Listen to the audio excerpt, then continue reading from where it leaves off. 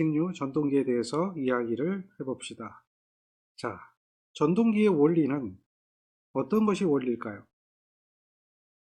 전동기의 원리는 기억하고 있죠? 운동기전력은 플레밍의 오른손 법칙이라면 얘는 자기장 중에 도체에 작용하는 힘, 플레밍의 왼손 법칙에 대해서 기억하고 있어야 됩니다.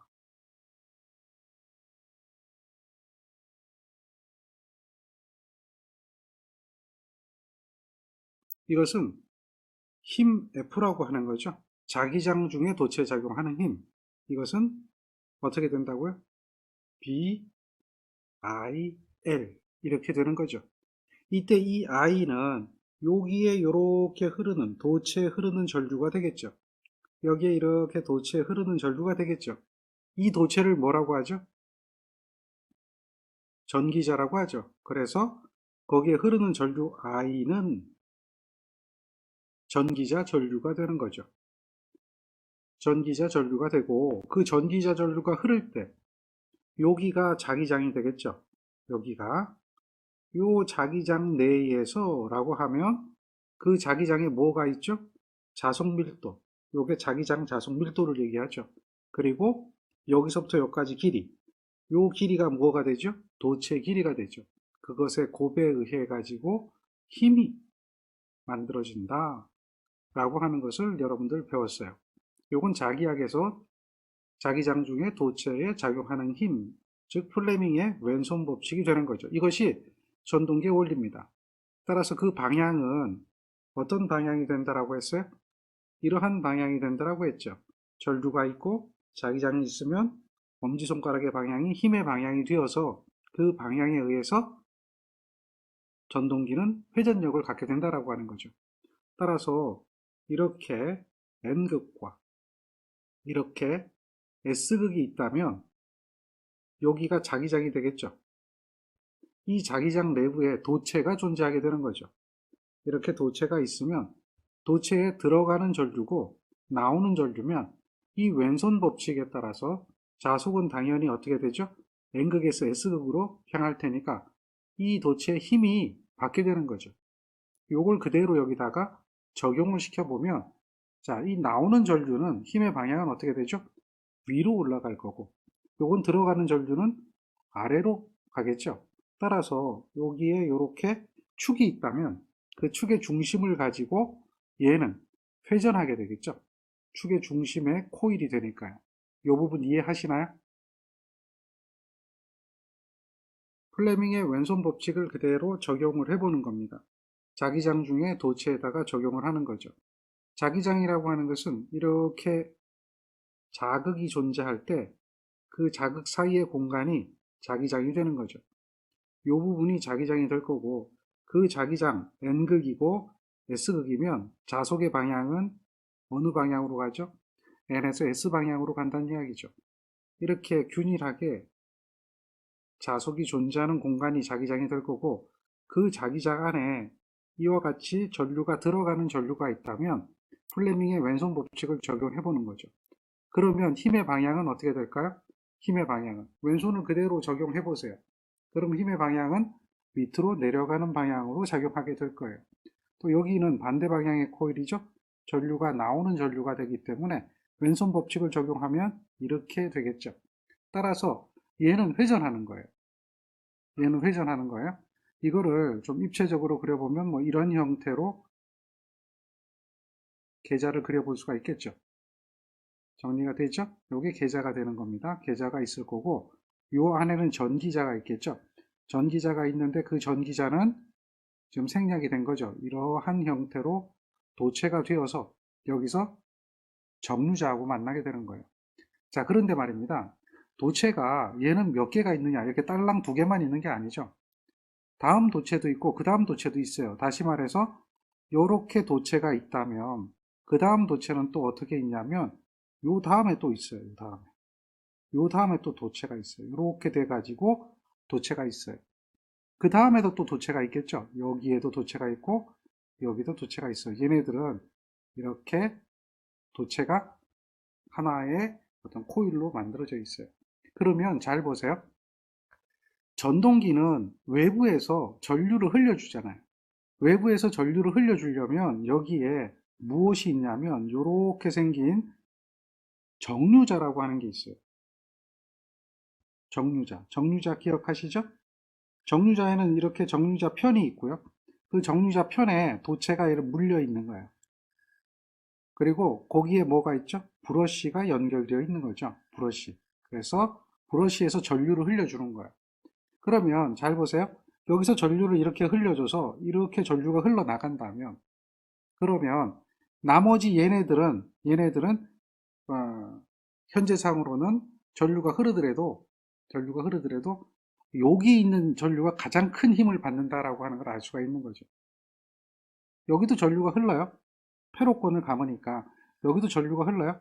그렇지만 똑같은 전류가 흐르더라도 이렇게 해서 전류가 흐르더라도 여기에 있는 도체가 가장 큰 힘을 받아요. 자석 밀도가 가장 높은 곳에 있으니까요. 그리고 다음에 얘가 움직이죠. 움직이면 이 브러쉬에 연결된 도체가 다음 이 정류자편하고 연결될 때, 이 다음에서 연결되어 있는 정류자편이 있겠죠. 그게 이쪽으로 와서 연결이 되면 얘가 되거든요. 그러면 얘가 힘을 받고 떠나간 다음에 얘가 들어와서 또 가장 큰 힘을 받죠. 그러니까 전동기는 지속적으로 여기서 힘을 받는 거예요. 이 도체가 여기 오면 가장 큰 힘을 받고, 물론 여기도 힘이 있어요. 힘이 있는데 이 힘은 어떻게 되죠? 이렇게 보면 이런 힘이 작용한다라고 하면 얘는 두 가지잖아요. 이런 힘과 이런 힘으로 작용하죠. 얘도 이렇게 힘이 작용하지만 마찬가지로 이런 힘과 이런 힘으로 작용하죠. 그러니 이렇게 위로 이 자석을 끊는 힘이 여기 있을 때와 여기 있을 때와 그 다음 여기 있을 때 봤을 때는 얘가 제일 크다는 거죠. 그래서 이렇게 순차적으로 힘을 받기 때문에 회전하기 때문에 얘도 회전하기 때문에 전류는 계속 일정 방향으로 들어가고 일정 방향으로 나오죠. 그런 상태로 만들어져서 전동기는 지속적으로 회전을 하는 거죠. 이게 직류 전동기의 원리입니다. 직류 전동기의 원리는 지금처럼 플레밍의 왼손 법칙을 통해서 도체에 작용하는 힘을 통해서 우리는 회전한다라고 하는 것을 알 수가 있다는 거죠. 자, 얘도 외부에서 전류를 공급해 주지만 여기서는 정류가 그대로 일어나고 있죠. 정류가 되고 있는 거죠. 네, 정류가 그대로 되고 있는 겁니다. 똑같이 여기서도 양호한 정류가 얻어지려면 마찬가지로 여기에서 불꽃이 생기지 않도록 해주는 게 중요하죠. 그 방법은 동일합니다. 이때 여러분들은 생각해 볼 수 있는 것이 전동기이기 때문에요. 결국 이 전동기의 도체를 가지고 있는 이 도체를 삽입하고 있는 걔가 뭐가 되죠? 회전자입니다. 회전자가 얼마만한 속도로 회전하는가가 전동기에서는 굉장히 중요한 내용이 되겠죠. 따라서 전동기는 회전 속도가 어떻게 되는가를 우리는 살펴봐야 됩니다. 그런데 말이죠. 전동기의 구조와 발전기의 구조는 동일합니다. 전동기가 가지고 있는 전기자 권선법이나 발전기가 가지고 있는 전기자 권선법이나 다른 게 없습니다. 똑같은 구조로 단지 역할이 달라지는 거거든요. 다시 말해서 외부에서 누가 돌려주느냐 아니면 전류를 넣어서 스스로 돌게 만드느냐의 차이가 되는데 이때 중요한 게 있어요. 발전기와 동일한 구조를 가지고 있고 발전기처럼 회전하고 있는데 단지 전류에 의해서 회전하고 있다라고 하는 거죠. 바로 이것은 전동기도 기전력을 만들어낸다라고 하는 것을 의미하는 거죠. 따라서 전동기도 발전기와 같은 이러한 기전력을 만들어내게 되는데요. 이 기전력은 발전기의 기전력하고도 똑같이 만들어내는데요. 단지 성질이 전원을 공급받아서 기전력을 만들기 때문에 전압강화적인 성질을 가지고 있다는 거죠.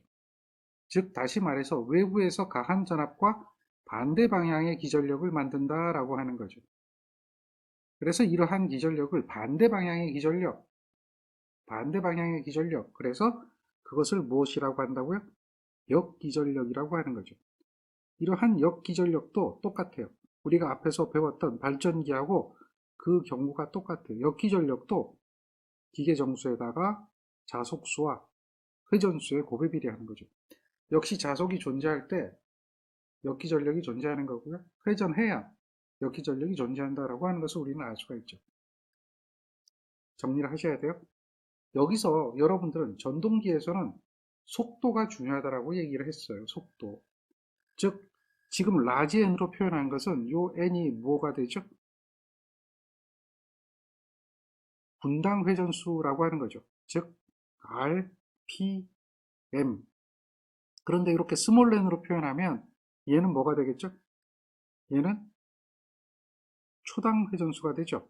RPS, 초당 회전수예요. 그래서 이렇게 표현하기도 하고, 또 EC는 K, 파이, 스몰 n으로 표현하기도 하죠. 이러한 식으로 보통 많이 이야기를 하는데요. 많이 이야기를 해요. 이때의 n의 값은 어떻게 될까요? n의 값은 여기 있는 K5분의 EC가 되겠죠. K5분의 EC. 그래서 이것이 RPS라고 그래요. 얘는 이 K분의 1을 K-라고 하고요. 파이분의 EC 이렇게 표현해요. 여기서 이 K- 값이 뭐냐? 이것을 기계정수라고 하죠. 전동기를 한번 만들면 이 값이 변화가 없기 때문에 기계정수 이렇게 얘기해요. 단위는 RPS 이런 속도를 갖죠. RPM이라고 하면 이제 60배가 되겠죠. 이렇게 속도를 만들어내요. 이때에 발전기 종류에 따라서 속도가 달라지죠. 발전기 종류에 따라서 뭐가 달라지냐면 역기전력이라고 하는 것이 달라져요. 발전기의 종류는 발전기의 종류라고 그러면 안 되겠죠.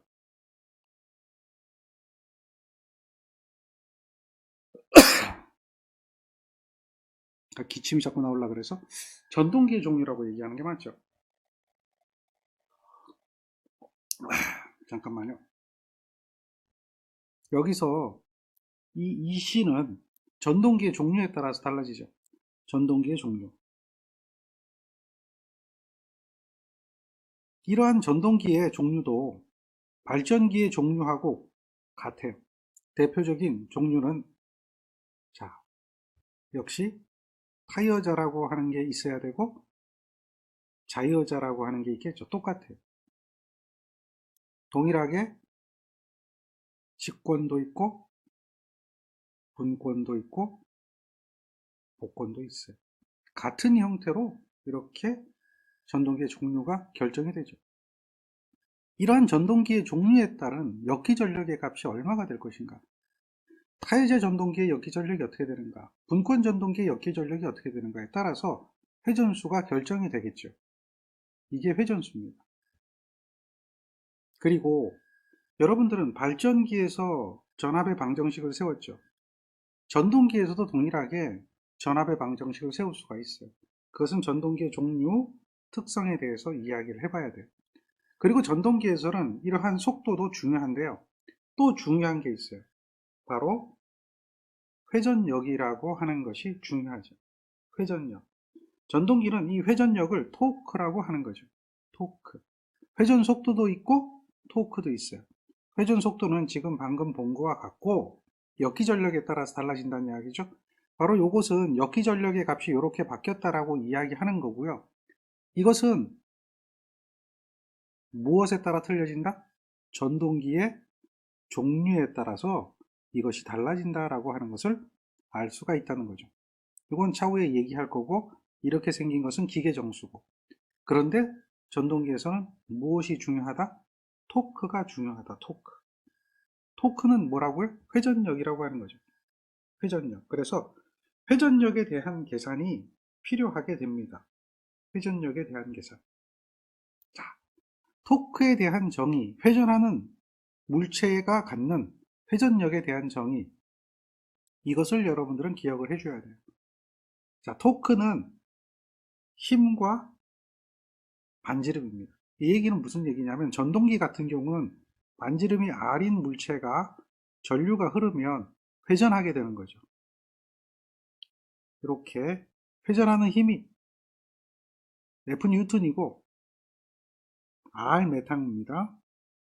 이렇게 되면 이 물체가 받는 회전력, 이 회전력은 어떻게 된다고요? 반지름 r인 물체가 회전하게 되면 이 물체가 받는 회전력 토크는 F, R, 뉴턴, 메타입니다. 기억하겠죠? 요게 토크의 정의예요. 얘가 회전하면서 원운동하면서 받는 회전력이다. 그런데 지금은 여기에 극이 하나가 있어요. 요게 S극이잖아요. 이쪽은 S극이었죠. 조금 전에 봤던 거 기억합니까? S극. 자, 요게 극이 하나가 있죠. 반대쪽에도 물론 이렇게 극이 하나가 있죠. 그런데 우리는 극이 하나만 있다라고 보는 겁니다. 그리고 도체도 하나만 있다라고 보는 거예요. 극도 하나고 도체도 하나다. 그래서 그것을 갖다가 하나의 도체, 하나의 극이 만드는 토크를 생각해 보는 거예요. 극은 하나고 도체도 하나다라고 하면 극당 1개 도체라고 하면 토크는 어떻게 되죠? 자, 토크 T는 F, R이니까 F는 B, IA, L, R이 되겠죠. 이렇게 되어지는 걸 알 수가 있어요. 자, 여기서 여러분들 이제 대입을 한번 해보는 거예요. B는 자속 밀도고 자속 밀도는 면적에 대해서 자속이다. 이렇게 되겠죠. 면적은 전기자 표면적이 되기 때문에 여러분들 기억할 겁니다. 발전기 기전력 계산할 때 파이 dl이라고 하는 거 기억할 거예요. 정리가 되겠죠? 자, 거기에 IA에 L, R이 된다라고 이야기하는 거예요. 자, 여기서 이 D는 지름이죠.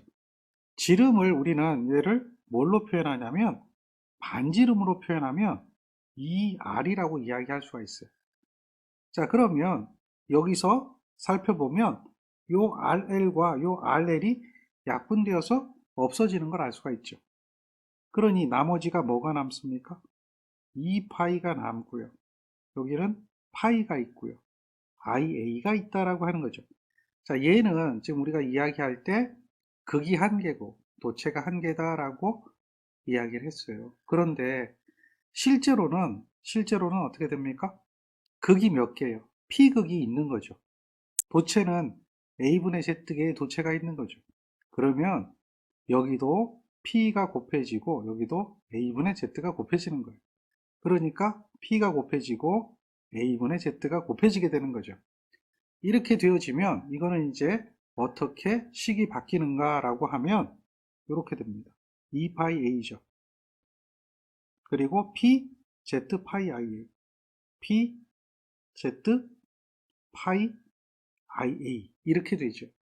그래서 이것을 갖다가 비례상수 K로 놓으면 어떻게 돼요? 파이, K 파이 IA 이렇게 되겠네요.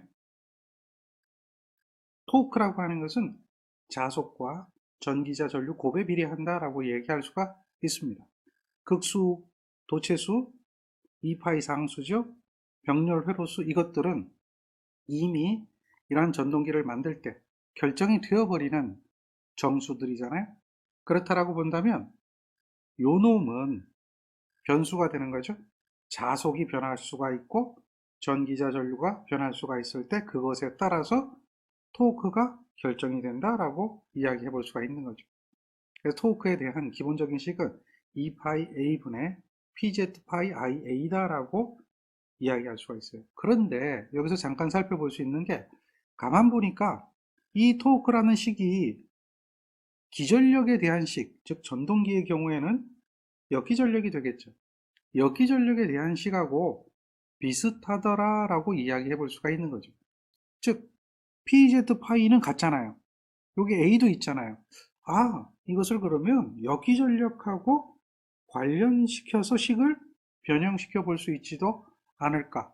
물론 가능하겠죠. 그래서 토크를 역기전력과 관계를 한번 맺어보게 되는 거예요. 어떻게 하면 되냐면 이렇게 가능합니다. 잘 보세요. 요게 2파이 A분의 PZ 파이 IA였죠. 그런데 얘가 역기전력이 되려면 뭐가 있어야 됩니까? 여기에는 n이 있어야 되죠. 그런데 그 n은 여기도 있어야 돼요. 맞습니까? 그래야 변화가 없죠. 그리고 여기는 60A분의 이렇게 돼야 되겠죠. 60A분의.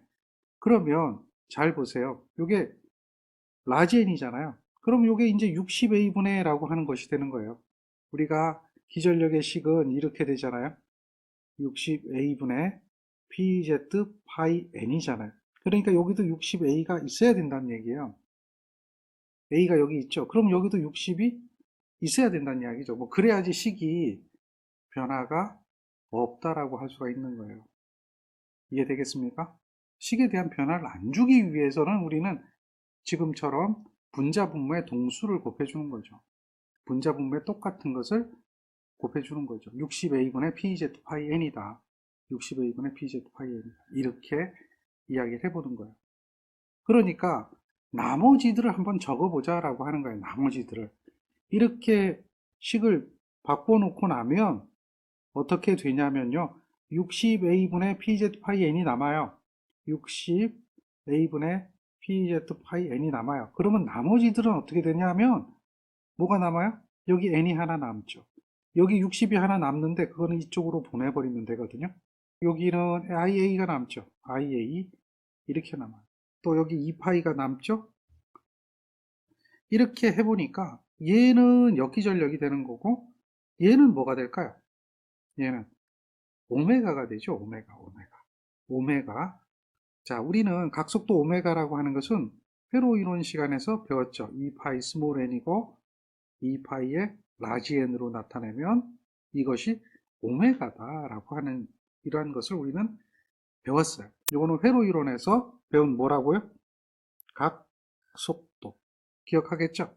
우리는 이 각속도에 대한 개념을 알고 있어요. 그래서 그 식으로 변형을 시키면 얘는 어떻게 될까요?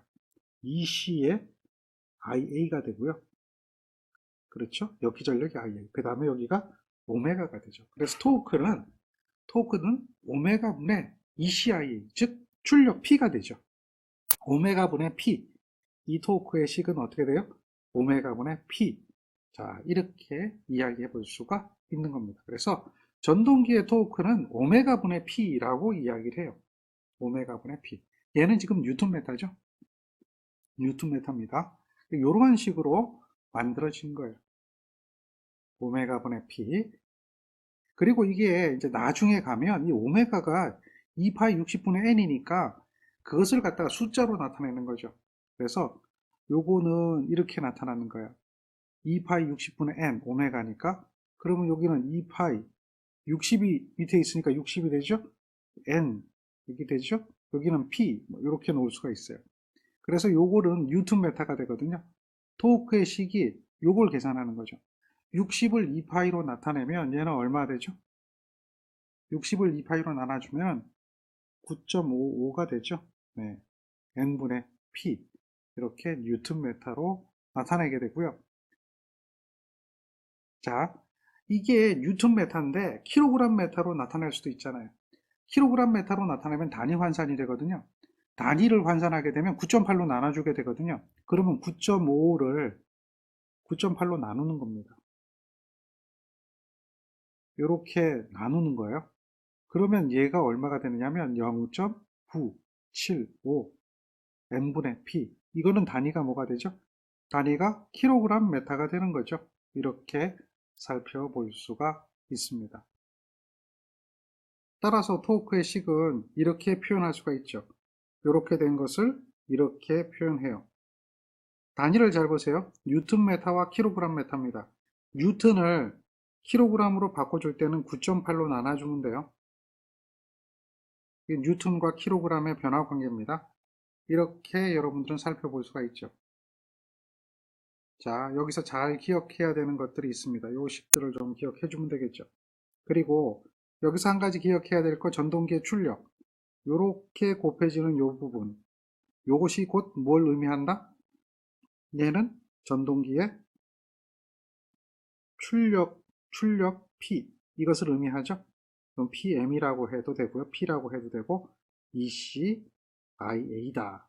역기전력에다가 전기자 전류를 곱한 것은 그 전동기의 출력이 되어진다라고 하는 거죠. 자, 이렇게 정리를 해 주시면 되겠습니다. 어렵진 않죠? 예제를 한번 볼까요? 전동기가 가지고 있는 회전수에 대한 식입니다. 회전수에 대한 식으로서 다음 중 맞는 거 찾아보라 이런 얘기죠. 어느 걸까요? 우리가 알고 있는 기본적인 내용을 가지고 있으면 돼요. 이 C는 K의 파이의 N이잖아요. 그러면 당연히 N은 전체적인 건 몰라도 비례상수 K-에다가 파이분의 2C가 된다는 거죠. 이렇게 되어지는 것을 이 식에서 찾아낼 수가 있다면 당연히 자속은 분모에 있어야 되는 거죠. 자속이 분자에 있으면 답이 되어질 수가 없는 거죠. 따라서 잘 보세요. 자속이 어디에 있다? 분모에 있다라고 했으니까 얘네들은 답이 될 수가 없는 거죠. 역기전력이라고 하는 개념, 이것은 전압강화적인 개념이죠. 전동기는 전압 부위를 인가하고 전압강화적인 개념, 역기전력에 대한 개념이 들어가기 때문에 역기전력은 발전기 기전력하고 다르다는 거죠. 그러니까 이렇게 더해주는 것은 발전기의 기전력이라면 전동기의 기전력은 반대거든요. 그런 개념만 생각한다면 2번이 답이 되는 건 알 수가 있어요. 요거는 차후에 요놈이 왜 나왔는가를 한번 전동기의 특성을 가지고 이해를 하면 뭐 별것 아닙니다. 일단 참고해 두시고요. 자, 그 다음 이야기를 한번 더 볼까요? 속도 변동률이라고 나오네요. 자, 속도가 나왔으니까 속도 변동률도 같이 한번 살펴봅시다. 우리 앞에서는 전압 변동률이라고 한 거 기억하십니까? 전압 변동률이라고 한 것 이거 기억하시죠? 이것은 어떻게 됐어요? 전격 전압에 대해서 전압 변동이 얼마냐라고 하는 것을 그 비율을 이야기하는 거였죠. 전압 변동이라고 하는 것은 무엇이었죠? 델타 V라고 하는 것은 이거는 무부하 전압하고 전부하 전압하고 차이가 전압 변동이 되는 거죠. 무부하 전압하고 전부하 전압, 무부하 시의 전압이 얼마인가? 다음에 전부하 시의 전압이 얼마인가에 대한 그 차, 이것이 곧 전압 변동이죠. 그 전압 변동을 집어넣어서 이것을 계산하면 이렇게 V분의 2 마이너스 V 곱하기 100이라고 이야기했던 거 기억하실 겁니다. 이것을 갖다 우리는 뭐라고요? 전압 변동률이라고 했죠. 마찬가지로 속도 변동률도 똑같아요. 속도 변동률은 어떻게 될까요? 뭐 특별하지 않아요. 이것은 전격 속도분의 전격 속도라고 하죠. 델타 N이에요. 변동, 속도 변동폭. 속도 변동폭 델타 N이라고 하는 것은 얘는 어떻게 되죠? 무부하 속도하고 전부하 속도의 차이예요. 그래서 얘도 어떻게 돼요? 전격 속도분의 무부하 속도 마이너스 전격 속도가 되는 거죠. 이게 속도 변동폭이 되는 거죠. 그렇게 해서 곱하기 100 이렇게 되어지는 게 속도 변동률이에요. 그러니까 전압 변동률이나 속도 변동률이나 뭐 그것이 특별한 게 아니라는 거죠. 같은 의미가 된다라고 하는 거예요. 단지 이제 목적이 발전기는 전압을 만들어내는 게 목적이었죠. 전동기는 속도를 만들어내는 게 목적이잖아요. 또 하나의 목적은 뭐예요? 토크를 만들어내는 거잖아요.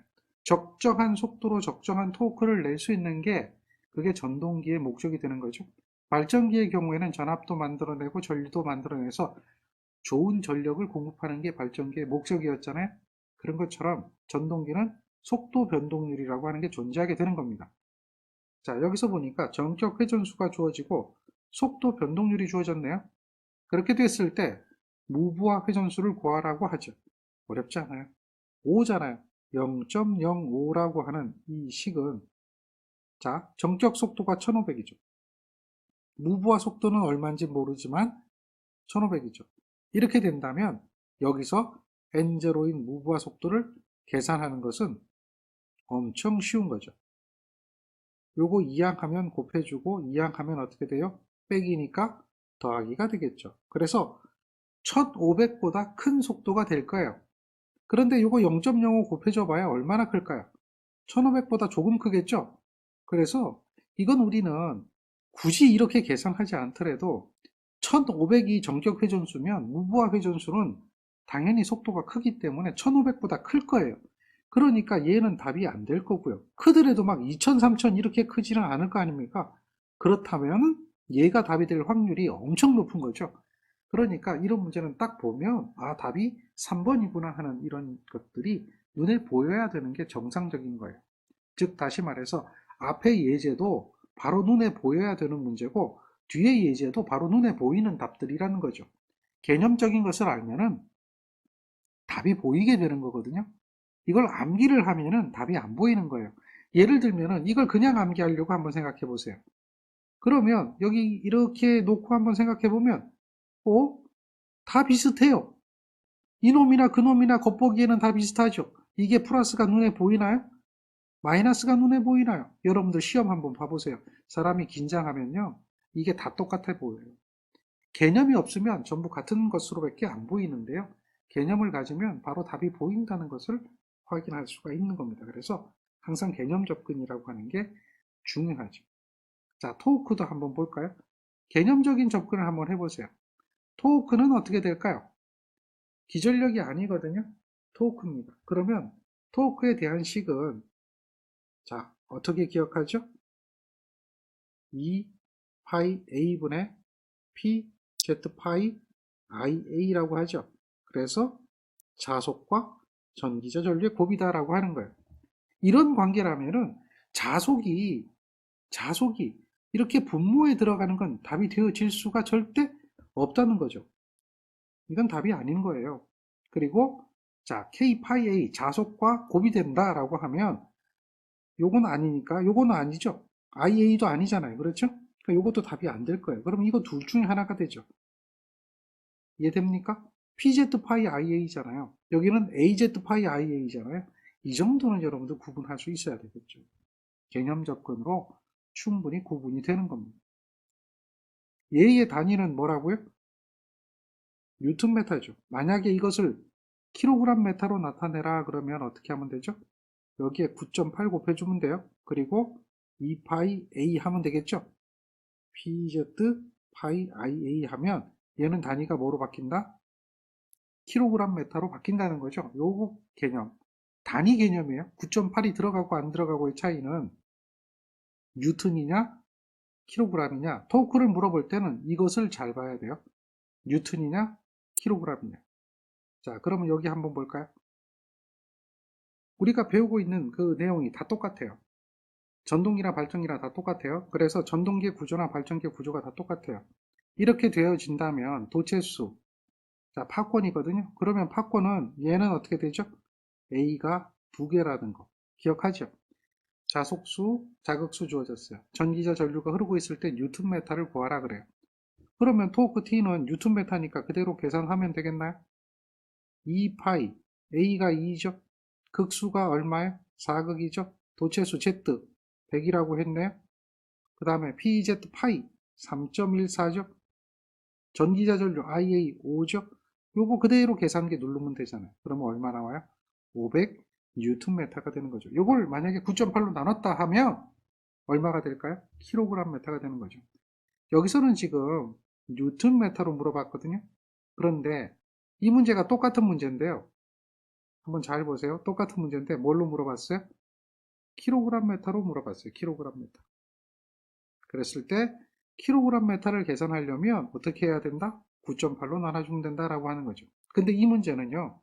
단자전압과 전기자 전류가 주어진 거예요. 즉 다시 말해서 뭐예요? 회전수로 구하라 이런 이야기죠. 그럼 이 문제는 토크를 계산하라는 이야기가 킬로그램 메타하고 뉴턴 메타의 공식으로 본다면 토크 T는 9.55에다가 회전수하고 출력 이걸로 계산하는 것은 뉴턴 메타죠. 기억하십니까? 자, 그런데 토크 T는 0.975의 n분의 p, 즉 9.8로 나눠주는 거죠. 그럼 얘는 킬로그램 메타가 되는 거죠. 이렇게 되어 있다면 회전 속도가 주어지면 이걸로도 풀어도 되고 이걸로도 풀어도 되는데 이렇게 푸는 것이 조금 쉽게 가는 이야기가 되겠죠. 회전 속도가 얼마입니까? 1500이 주어진 거고요. 이때에 P라고 하는 게 안 주어져 있어요. 그러면 P라고 하는 것은 역기전력에다가 전기자 전류를 곱해주면 되는 거네요. 전기자 전류는 지금 주어진 게 50A라고 주어졌는데 문제는 역기전력이라고 하는 거죠. 역기전력 EC는 입력 전압에서 전압 강화를 빼준 형태가 되거든요. 요 이야기는 지금 이야기를 아직 안 해드렸는데요. 차후에 여러분들이 배워야 될 이야기입니다. 어떻게 전압의 방정식이 세워지는지 배우면 되는데요. 잠시 보류하더라도 요거는 충분히 계산한 이야기가 될 거예요. 단자 전압이 215V고 마이너스. 다음 전기자 회로의 저항이 0.1이고 거기에 전기자 전류가 얼마죠? 50A. 이렇게 해서 얘를 빼면 210이 나온다는 이야기죠. 그래서 여기에 210을 대입해서 요 P 값을 집어넣는 거죠. 그렇게 되면 얘는 1500에 0.975에 210에 210이 되겠죠? 전기자 전류가 얼마예요? 50이죠. 이렇게 요게 이제 EC가 되는 거죠. 이렇게 계산해서 6.82kg 메타에 대한 토크를 계산해낼 수가 있는 거예요. 근데 여기서 이제 우리가 아직 배우지 않고 설명 안 드렸던 게 요거는 설명을 드렸거든요. 요것도 설명이 됐지만 바로 요거를 계산하는 방법을 전동기 종류 및 특성에서 배워야 된다는 거죠. 그 차이가 있다라고 하는 겁니다. 그 얘기는 차후에 다시 이야기를 해드릴 겁니다. 자, 이렇게 해서 여러분은 전동기의 어떤 토크에 대한 예제를 풀어볼 수가 있는 겁니다. 또 하나 더 볼까요? 여기서는 이제 역기전력이 바로 주어진 거죠. 조금 전의 예제는 얘가 안 주어졌기 때문에 얘를 계산을 했거든요. 그런데 지금은 얘가 주어진 거죠.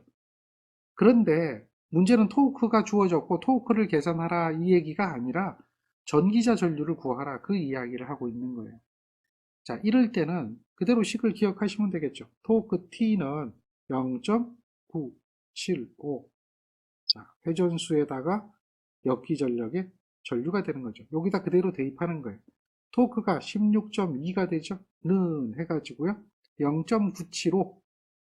자, 0.975. 회전수가 얼마예요? 1200이 되어 있네요. 역기전력이 210이죠. 여기에 전기자 전류 요거 구하는 거죠. 전류 계산 가능한가요? 따라서 그 정도 전류는 이항을 하면 충분히 계산할 수 있어야 되겠죠. 16.2에 1200을 곱하고요. 0.975 210이 되겠죠. 이렇게 해서 계산하면 이항하는 거죠. 얘는 전류가 95A 정도, 95A 정도가 되어져 나타나는 것을 확인할 수 있다는 거죠. 자, 우리는 여기서 기억해야 되는 것은 바로 이러한 토크에 대한 식을 여러 가지로 표현하고 있는데 그 식을 기억하느냐라고 하는 것이 중요하죠. 정리가 되나요? 계속해서 직류 전동기의 종류와 특성에 대해서 살펴보겠습니다. 라고 하는 것은 말 그 자체로 여자되는 전원을 별도로 가지고 있는 거죠. 이 타여자 전동기의 회로도에서 보면 여기 여자 전원이죠. 여자 회로입니다. 이러한 여자 회로가 독립된 별도의 전원, 여자 전류를 통해서 자속을 만들고 있다는 거죠. 즉 다시 말해서 전기자 전류는 또 부하 전류는 이 계자 회로의 계자 전류하고 아무 관계가 없다라고 하는 겁니다. 자속을 만들고 있고요. 그 다음 외부에서 전원을 가합니다. 자, 요게 이제 입력 전압이 되겠죠. 입력 전압을 얘를 우리는 전동기 단자 전압이라고 해요. 이것이 뭐예요? 단자. 전동기 단자 전압입니다. 단자 전압을 가하니까 얘가 입력이 됐죠? 그랬더니 전류가 흘러요? 방향을 잘 보세요. 전압을 공급하니 전류가 흘러요? 흘러서 전류가 이렇게 가죠. 그러면 이 전류하고 이 전류는 같나요? 즉 전동기 입력 전류, 이거는 전기자 전류하고 같죠. 그리고 전동기가 회전하면서 여기서 뭘 만들어요? 역기전력을 만들어요. 그리고 여기에는 뭐가 있죠? 전기자 회로에 저항이 있죠. 그러면 역기전력이 존재하고요. 전기자 회로에 저항이 존재하죠. 즉 전동기는 이만한 전력을 만들면서 이러한 전류를 흘리기 때문에 역기전력에다 전류를 곱한 것이 곧 전동기의 출력이 되는 겁니다. 그리고 여기 전압이 가해지고 여기 전류가 있다면 이 전압과 이 전류의 곱은 전동기의 입력이 되는 거죠. 입력을 주니까 여기서 손실이 생기고 무엇이 나오는 거예요? 출력이 나오는 거죠. 이 부분 이해하시죠? 자, 그렇다면 이렇게 이해가 된다면 우리는 또 어떤 것을 생각해 볼 수 있냐면 전압의 방정식을 세울 수가 있어요. 전류의 방정식은 당연히 이 전류가 같다라고 하는 걸로 끝났지만 전압의 방정식은 어떻게 해요? 입력되는 전압, 요게 공급 전압이 되겠죠? 이 전압은 전압 강화와 전압 강화의 합이 된다라고 하는 거죠. 물론 전기자 반작용도 동일하게 존재해요. 따라서 전기자 반작용이 있다면 전기자 반작용에 의한 전압 강화, 또 여기 브러쉬가 있다면 이 브러쉬 접촉에 의한 전압 강화, 이런 전압 강화가 존재하겠죠. 그런 전압 강화들을 다 합한 것이 곧 입력 전압이 된다라고 할 수가 있는 거예요. 정리가 되나요? 그래서 V라고 하는 이 입력 전압은 전압 강화 더하기, 전압 강화 더하기, 전기자 반작용에 의한 전압 강화 더하기, 브러쉬에 의한 전압 강화죠. 보통 이 전압 강화는 어떻게 되죠? 무시하게 되는데요. 있으면 더해주면 되는 거죠. 그렇다라고 보면 역기전력은 어떻게 될까요? 이 식에서 역기전력, 역기전력이라고 하는 것은 V-RA, IA가 되죠. 물론 이건 이제 무시한 거고요. 그래서 조금 전에 여러분들이 토크식에서 역기전력을 구할 때 이와 같은 식으로 계산하게 되는 거죠. 이것은 전동기의 종류에 따라서 결정이 되어진다라고 할 수가 있는 거죠. 자, 이런 특성을 기억하고요. 그 다음에 전동기의 속도를 한번 살펴볼게요. 전동기의 속도식은 기본적인 식이 될 거예요. 기본적인 식이 되는데 이렇게 되어지는 거 맞습니까? 요게 전동기의 속도식입니다. 자, 역기전력 대신에 요것을 그대로 여기다 대입했죠. 역기전력 대신에. 이렇게 보면요. 속도는 자속에 반비례하고요. 다음에 이러한 전압의 식에 비례하게 되는데요. 자속을 제어하면 속도도 바뀝니다. 자속에 반비례하니까요. 자속이 줄어들면 속도는 상승하고요. 자속이 커지면 속도는 줄어듭니다. 그런데요. 얘는 타여자입니다. 타여자는요. 자속을 일정합니다. 자속을 일정하게 공급하는 거예요. 파이가 전동기 회로하고 연결되는 게 없어서요. 독립된 전원 회로를 가지고 있기 때문에 파이가 일정합니다. 타이저의 경우에는 무엇이 일정하다? 자속 파이가 일정합니다. 그렇다라고 보면 속도는 바로 이러한 것에 비례하게 되죠. 이 이야기는 곧 무엇을 의미하느냐? 속도 특성에 대한 식을 한번 살펴볼 수가 있어요. 속도 특성에 대한 식. 그게 이제 어떤 거냐면 그림으로 그려보면 이렇게 그림이 그려지는데요. 이렇게 볼까요? 여기가 무부하입니다. 부하 전류가 있다면 이거는 IA하고 비례했다라고 하죠. 그럼 여기가 0이니까 요 순간은 무부하가 되겠죠. 무부하고 여기가 속도라고 한다면 이때는 뭐가 되는 거야? 무부하 속도가 됩니다. 무부하면 여기 잘 보세요. 요게 0이잖아요. 그러면 V하고 같죠. 그런데 말입니다. 부하가 증가하는 거예요. 이렇게 부하가 증가하는 거예요. 부하가 증가하게 되면은 여기에 있는 요 값이 커지죠. 요게 0이 아니잖아요. 여기 0에서부터 증가하게 되니까 얘는 뭐 일정 값이 될 겁니다. 일정한 값으로 증가하게 되면은 요게 어떻게 되죠? 마이너스가 되죠. 그렇게 된다는 이야기는 속도가 점차 부하 전류의 증가에 따라서 이렇게 떨어진다라고 하는 걸 알 수가 있어요. 이해되죠? 그래서 요 순간을 전부하라고 하면 여기가 뭐가 되는 거야? 전부하 속도가 됩니다. 그리고 요거는 뭐죠? 무부하 속도죠. 그래서 요거는 델타 n이라고 하는 속도 변동이 생기는 거고 이거에 의해서 속도 변동률이 결정이 되는 겁니다. 그런데 말입니다. 여기서 한번 살펴볼게. 이 속도 변동이 그렇게 심하진 않죠. 타이어자의 경우에는 이 속도 변동이 작습니다. 그래서 거의 뭐죠? 정속도. 정속도. 타이어자의 경우에는 거의 속도가 전부하 속도랑 무부하 속도가 큰 차이가 없어서 속도 변동이 작아서 정속도 특성을 갖는다, 이렇게 이야기를 하게 되는 거예요. 타해자 전동기는 무슨 전동기다? 정속도 전동기입니다. 정속도 전동기. 이걸 기억을 잘 하세요. 왜 정속도인가요? 보세요. 됐습니까? 그 다음, 타해자 전동기에서는 전원의 극성을 반대로 합니다. 전원의 극성. 다시 말해서 전원의 극성을 반대로 한다는 이야기는 여기에 있는 전압이, 여기가 플러스 마이너스였잖아요. 이거를 바꿔서 마이너스 플러스로 할 수도 있습니다. 이렇게 되면 전류의 방향이 바뀌죠. 전류의 방향이 바뀌어요. 전류의 방향이 바뀐다는 이야기는 곧 뭐가 되죠? 전압의 방향도 바뀌고요. 이 전압의 방향도 바뀌고 전류의 방향이 바뀌어요. 이 이야기는 여기에 있는 계자 자속과 여기가 이제 전기자 전류가 흘러서 만들어지는 자속이 있는데, 계자 자속과 전기자 자속 중 하나가 변형이 된다는 이야기예요. 예를 들면 하나의 자속이 이렇게 됐는데 하나의 자속이 반대로 가버리면 회전 방향이 어떻게 될 것인가? 반대가 되어진다라고 하는 거죠. 타해자 전동기는 공급 전압의 극성을 반대로 했을 때는 회전 방향이 반대 방향으로 회전하게 되는 특성이 있습니다. 역회전을 쉽게 하죠.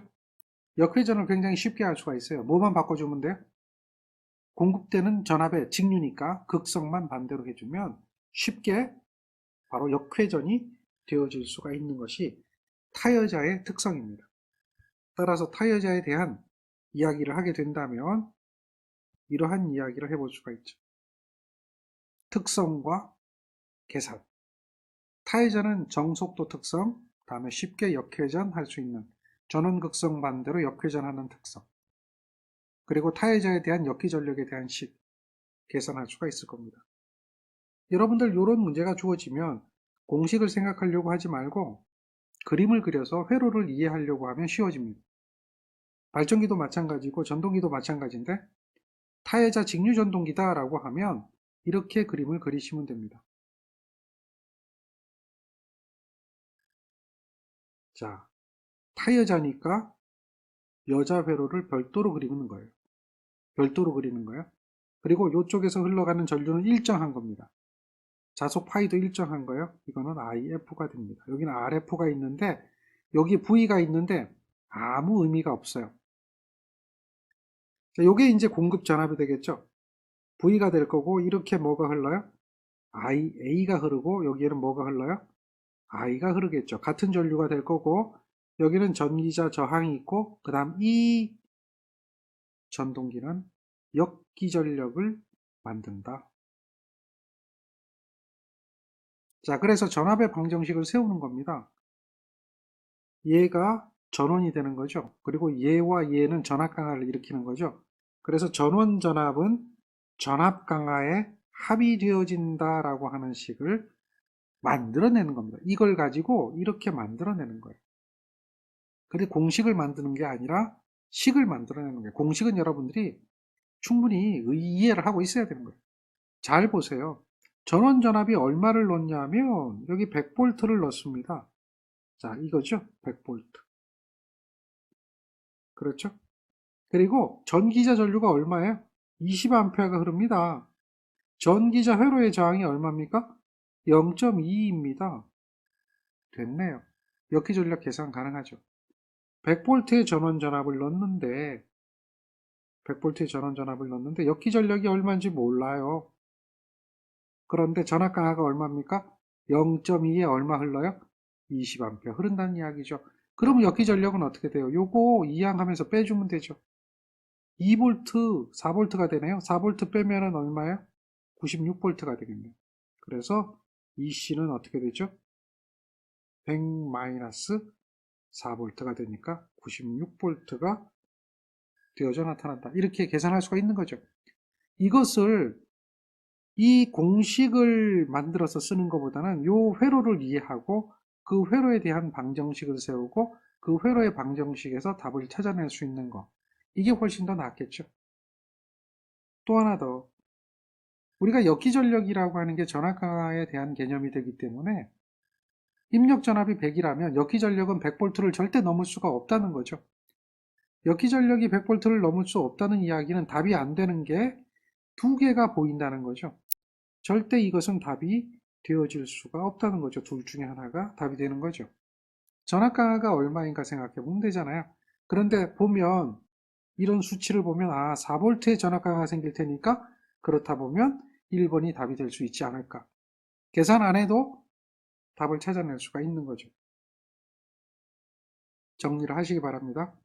자, 그 다음 여러분들이 살펴봐야 되는 게 분권 전동기입니다. 분권 전동기는 발전기와 동일하게 전기자와 계자가 어떠한 연결이 된 겁니까? 병렬로 연결이 되는 거예요. 그래서 이와 같이 입력 전압을 가하면 자, 전류가 입력이 되겠죠? 그리고 이 전류는 둘로 나눠지는 겁니다. 그래서 하나는 전기자로 보내주고 하나는 계자로 보내주는 거죠. 그런데 이 계자 전류는 무엇에 의해 결정이 되느냐? 계자에 여기에 가해진 전압, 요게 V가 되니까요. 이 전압이 여기에도 그대로 걸려요. 병렬이니까. 그렇다고 보면 RF라고 하는 이 계자 저항과 이 전압에 의해 가지고 계자 전류가 결정이 되는 거죠.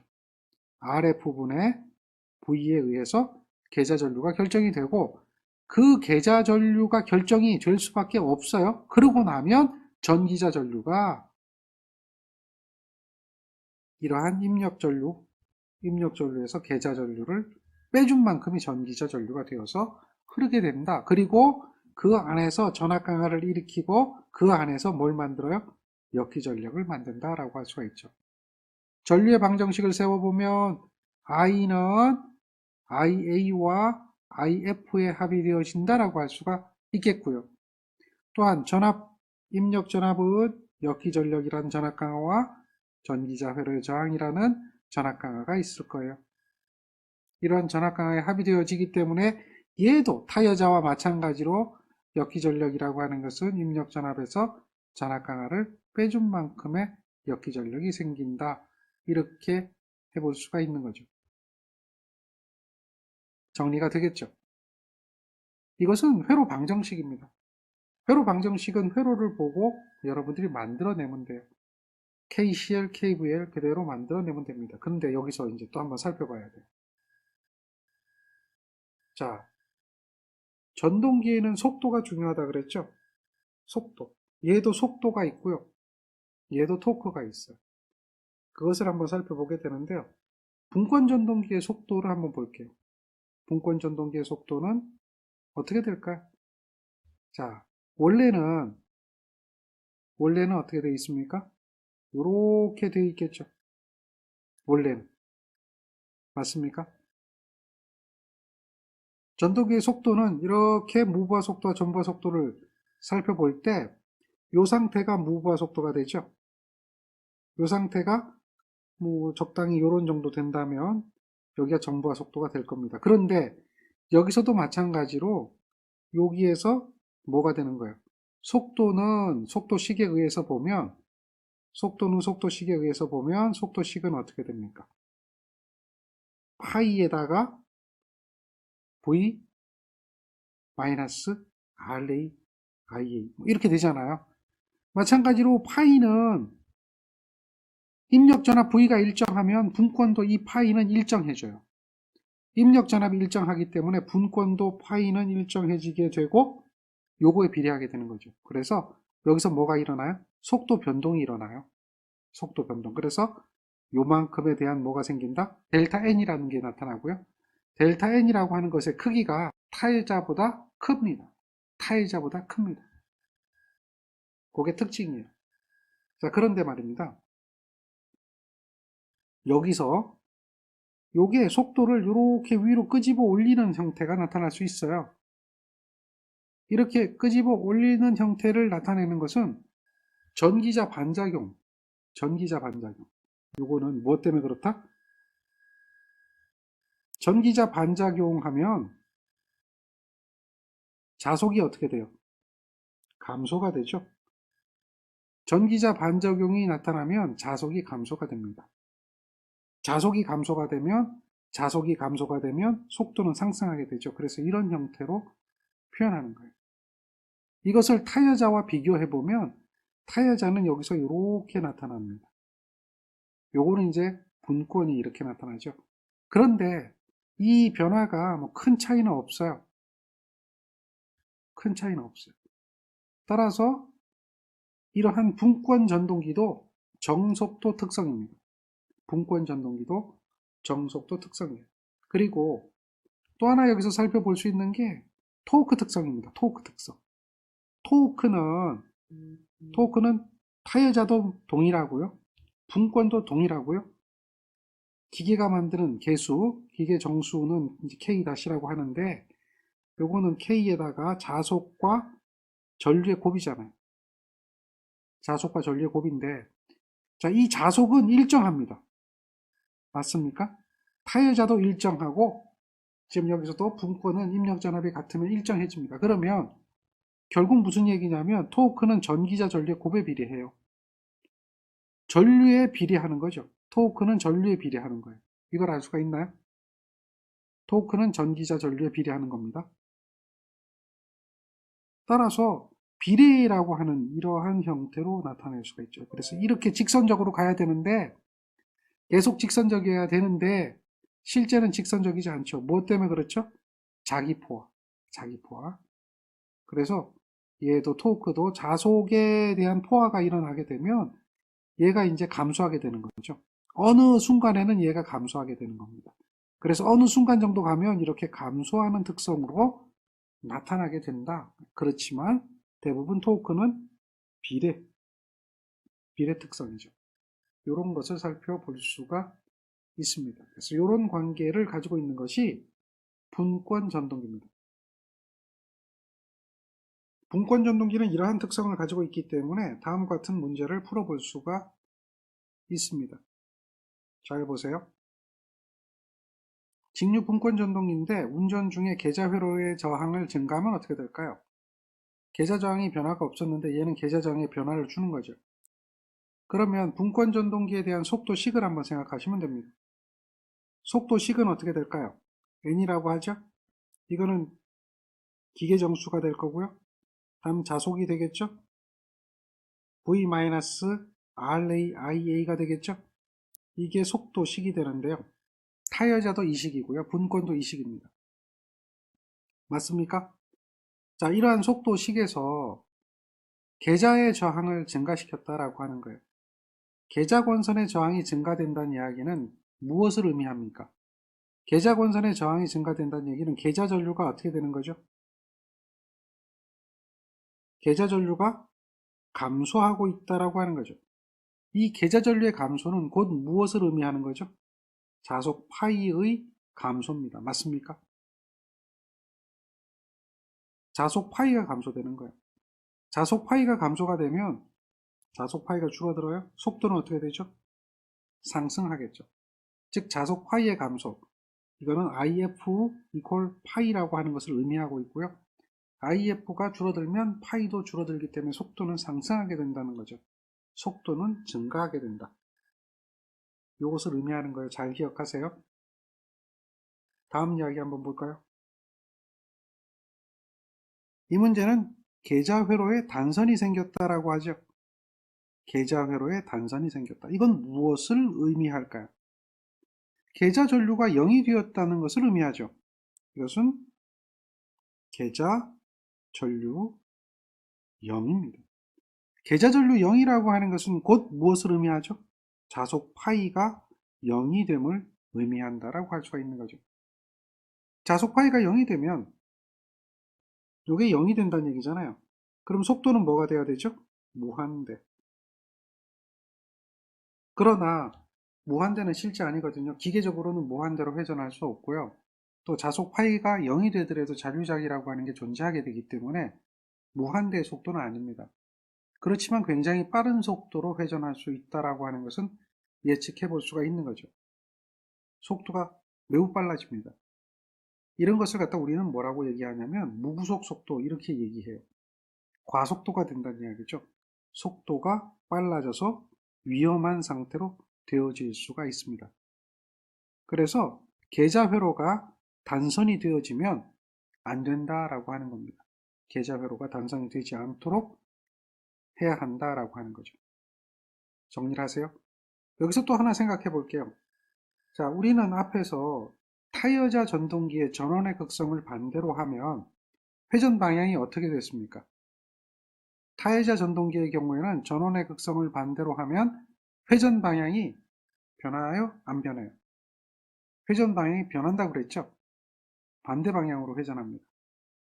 그런데 자회자의 경우에는 회전 방향이 안 변합니다. 전원의 극성을 반대로 해도 회전 방향이 안 변합니다. 이유는 어떤 이유냐면, 자, 타이어자에 대한 그림을 그려보면 이렇게 되어 있었죠. 자, 여기에 플러스, 마이너스일 때 자속의 방향이 이렇게 되어 있다면 요거를 바꾸는 거예요.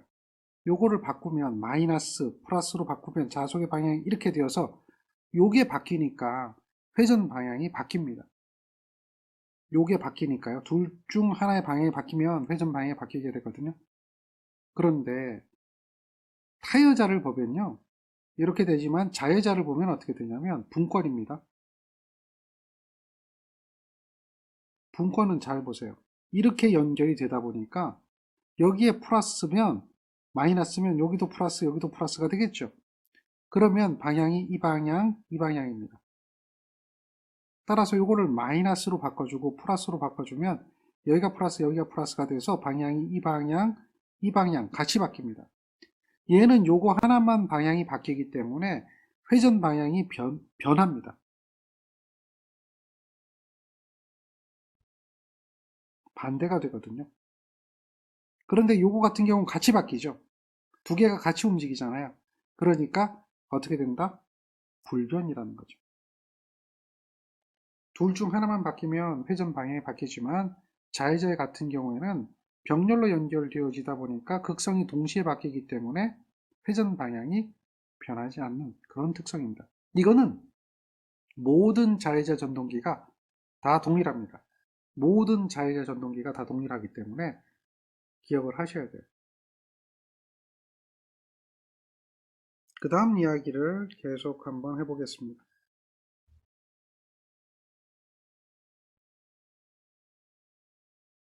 여기서 뭘 구하라고 하고 있나요? 동력, 발생 동력, 즉 출력을 의미하죠. 출력은 어떻게 될까 묻습니다. 자, 출력이라고 하는 것은요. 역기전력에 전기자 전류를 곱해준다. 전기자 전류 주어졌죠. 그러면 뭘 구하면 되죠? 역기전력 구하면 돼요. 역기전력은 120에 대한 전압에서 전압강하 빼주면 되죠. 0.2에 100A. 이렇게 전압강하를 빼준 역기전력 계산하시면 되고요. 이건 단자전압이니까요. 거기에 이제 전기자 전류를 곱하면 되죠. 얘가 출력이 됩니다. 그래서 계산해 보니까 만 나오네요. 만 와트라고 하는 것은 얼마죠? 10kW가 되는 거죠. 만 와트는 10kW입니다. 어렵진 않아요. 기본적인 개념, 이 개념을 알고 계시면 쉽게 계산이 되는 겁니다. 발생 동력이라고 하는 것은 킬로와트인데 출력을 의미한다라고 하는 겁니다. 이렇게 식을 여러분들이 만들어낼 수가 있어야 돼요. 다음 거 한번 볼까요? 직류 분권 전동기의 단종 파권 권선으로서 420개 된 도체가 있습니다. 1극당 자속과 다음 회전수가 있습니다. 역기전력이 얼마가 생기는가 묻습니다. 전기자 저항이 주어지고요. 전기자 전류가 주어졌습니다. 그러면 역기전력은 입력전압에서 전압강하를 빼주면 될 겁니다. 맞습니까? 그런데요. 입력전압이 주어졌습니까? 안 주어졌어요. 대신에 도체수, 파권 이러고 주어졌네요. 자, 역기전력을 계산하라 이 이야기는 어떤 식을 써라 이런 이야기죠. 60A분의 PZ 파이 N 이걸 써라 이런 이야기죠. 파권 권선이기 때문에 병렬 회로수는 몇 개죠? 두 개가 되죠. 파권이고. 극수가 몇 극입니까? 4극이라고 그랬죠. 도체수가 420개. 자속수 얼마예요?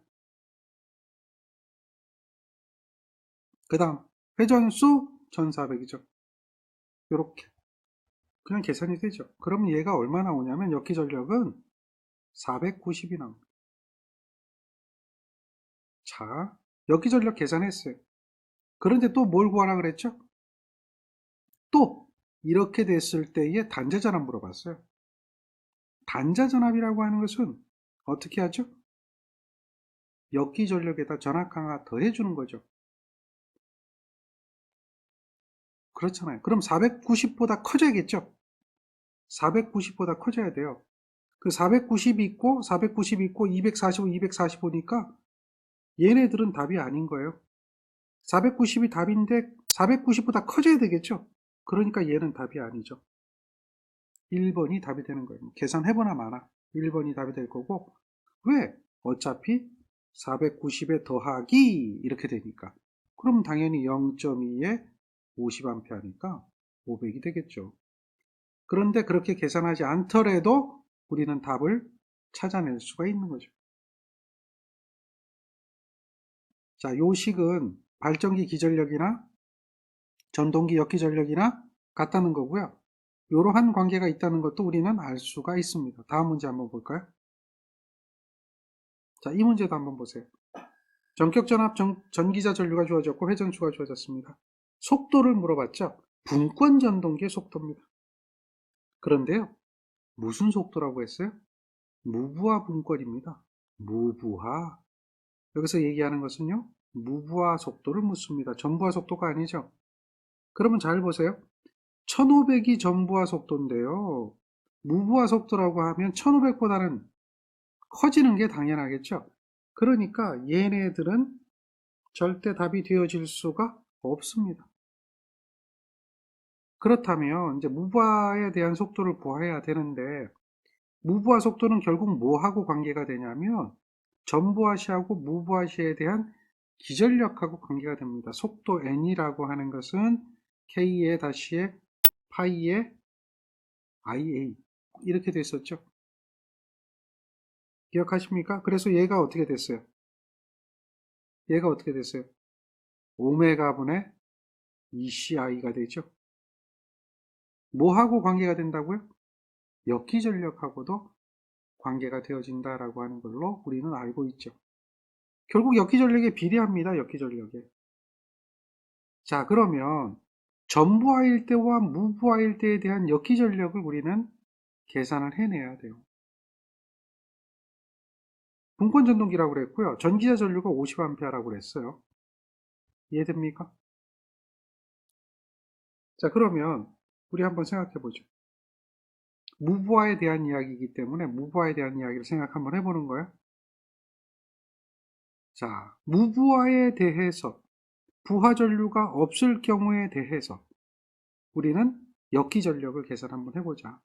역기전력 EC는 V-RAIA다 라고 하는 거, 이걸로 계산할 수가 있어요. 그럼 원래 역기전력이라고 하는 것은 이렇게 되겠죠. 100에 마이너스 전기자 저항이 0.15ohm이고 전기자 전류가 50A니까 얘는 얼마가 되겠어요? 95V에 대한 역기전력이 될 겁니다. 맞습니까? 자, 그런데 무부하에서에 대한 이야기, 이 분권전동기입니다. 분권전동기의 무부하가 되어지면 어떤 상태가 됩니까? 이렇게 한번 보세요.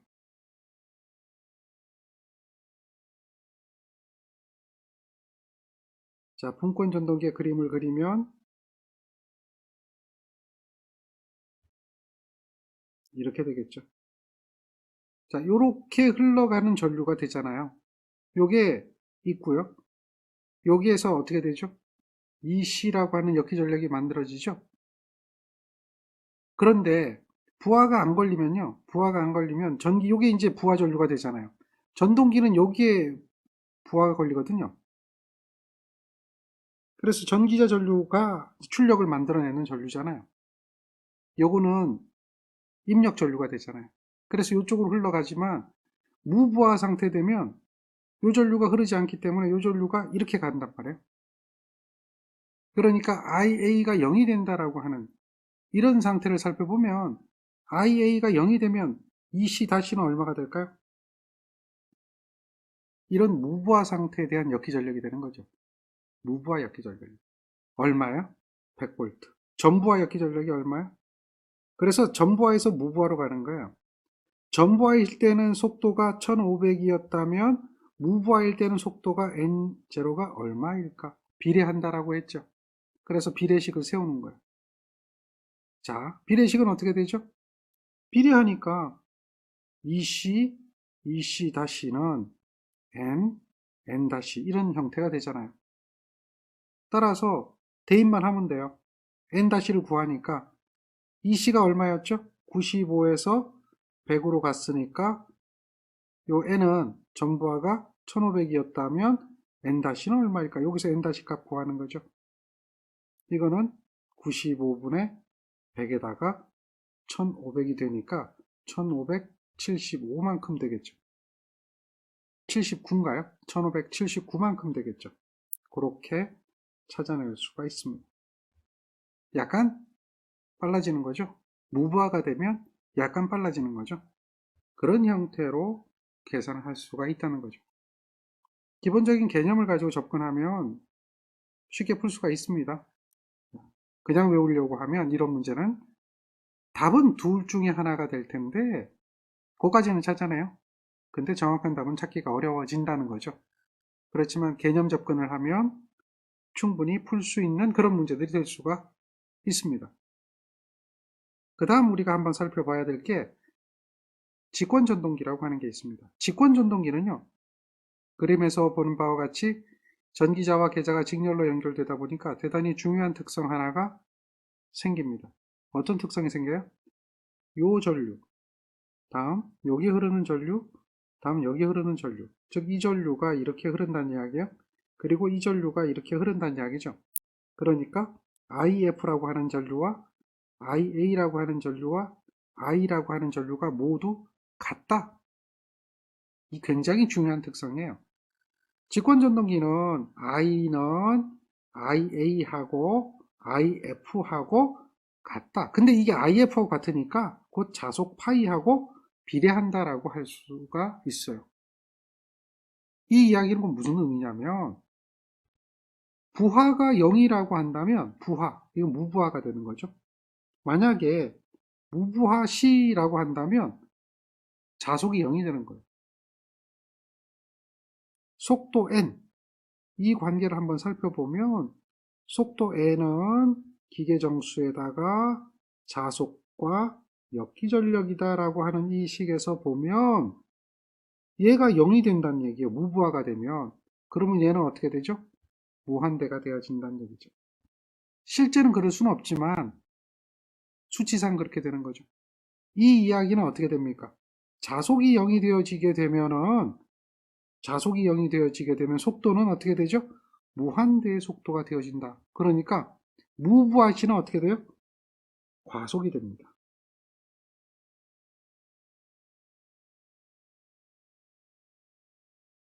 무부하시는 위험합니다. 그래서 직류 직권전동기는 무부하가 걸리지 않도록 해야 되는 그런 특성이 있어요. 얘는 무부하가 되면 위험하기 때문에 무부하 상태를 피해야 되는 겁니다. 그게 직권전동기의 특성 중에 하나입니다. 또 하나는 전압의식이죠. 자, 전압의식을 한번 살펴보겠습니다. 전압의식을 한번 살펴보면 요건 입력 전압은 전압 강하들의 합이라고 할 수 있죠. 역기전력이 있겠고요. 부위가 있죠. 그러면 전압의 방정식을 세워보면 전압은 역기전력과 자 요거 직렬로 연결되죠. 전기자와 계자장이 RF가 있을 테니까요. 직렬로 연결되니까 RA하고 RF 직렬의 전류의 곱이 되겠죠. 여기서 전류는 세 전류가 다 똑같기 때문에 그냥 I라고 해도 됩니다. 이러한 이 회로에 대한 전압의 방정식을 살펴볼 수가 있죠. 따라서 이 속도의 식도 이렇게 변화가 될 수가 있나요? 어떻게? 잘 보세요. 이 C는 V-, RA와 RF의 I를 곱해주는 형태가 되겠죠. 이런 형태로 나타날 수가 있습니다. 자, 그리고 잘 보세요. 물론 이 I하고도 관계가 돼요. 여기서 요거하고도 관계가 됩니다. 요거는 이해가 되죠? 충분히 이해가 될 겁니다. 그렇지만 이거하고는 어때요? 얘가 부하전류죠. 얘가 부하전류잖아요. 얘가. 이거하고도 관계가 되지만 얘가 더 크단 말이에요. 그러니까 속도는 부하전류하고 어떤 관계가 있다? 반비례하는 관계가 있다라고 하는 거예요. 직류직권 전동기는 속도는 부하전류하고 반비례하는 관계다. 그래서 무부하 시에는 속도가 가장 빠르고 전부하가 되면 속도가 어떻게 돼요? 점차 줄어들게 된다라고 하는 거죠. 전류가 커지면 커질수록 속도는 줄어들게 되는 그런 특성이 있습니다. 그래서 부하 전류에 따라서 속도가 변하거든요. 직류식권 전동기는 부하 전류에 따라서 전류가 변합니다. 조금 전에 타해자 전동기나 또 분권 전동기는 우리가 자속이 일정하기 때문에 정속도 특성을 나타낸다라고 했거든요. 그런데 얘는 어떻게 되냐면 부하 전류에 따라서 속도가 급격하게 변하고 있다는 거예요. 무부하가 되면 속도는 엄청 빨라지고 전부하가 되면 속도는 또 줄어들게 됩니다. 이러한 부하 전류에 따라서 속도가 변하는 특성, 이러한 특성을 갖다 우리는 뭐라고 하죠? 변속도 특성이다라고 하는 겁니다. 변속도 특성. 정속도가 아니라 변하는 속도다. 변속도 특성이다라고 하죠. 그리고 이러한 직류, 직권 같은 경우는 무부하 상태가 되면 위험하기 때문에 무부하가 되지 않아야 된다라고 하는 거죠. 따라서 벨트 부하를 안 겁니다. 벨트 부하를 사용하지 않습니다. 왜냐하면 운전 중에 벨트가 벗겨지면 쉽게 이탈돼서 벗겨질 수 있는 거잖아요. 기어는 그렇진 않죠. 기어는 그렇진 않지만 벨트는 그럴 가능성이 있습니다. 따라서 벨트 부하를 걸지 않습니다. 왜? 무부하 상태를 피하기 위해서. 직류 직권 전동기가 가지고 있는 특성이에요. 그래서 직류 직권 전동기의 속도와 토크의 관계를 한번 살펴보면 이렇게 살펴볼 수가 있습니다. 직류 직권 전동기에 대한 속도 특성은 그림을 그려보면 이와 같이 나타나죠. 자, 이게 무슨 특성이라고요? 변속도 특성. 이해됐습니까? 변속도 특성. 반비례하는 거죠. 이렇게 반비례한다. 무부하 상태가 되면 엄청 빠르고, 자, 전류가 많아지면 속도는 작아집니다. 그리고 토크 특성은 어떻게 되는가? 토크 특성. 토크 특성은, 토크 T는 어떻게 되죠? K의 파이의 I죠. 그런데 파이가 I하고 같잖아요. 비례하잖아요. 그러니까 결국 얘는 어떻게 되죠? 전류의 제곱에 비례합니다. 자기 포화가 없다면 토크는 전류의 제곱에 비례하죠. 그래서 직선적이지 않고 이렇게 제곱에 비례하는 식으로 표현할 수가 있습니다. 자, 이게 굉장히 중요한 특성이 나와요. 무슨 특성이 나오냐면 속도가 크면 토크는 작습니다. 토크가 크면 속도가 작습니다. 이해됩니까? 속도가 크면 토크가 작고 토크가 크면 속도가 작고 이걸 잘 기억해야 돼요. 토크 T는 0.975 n분의 P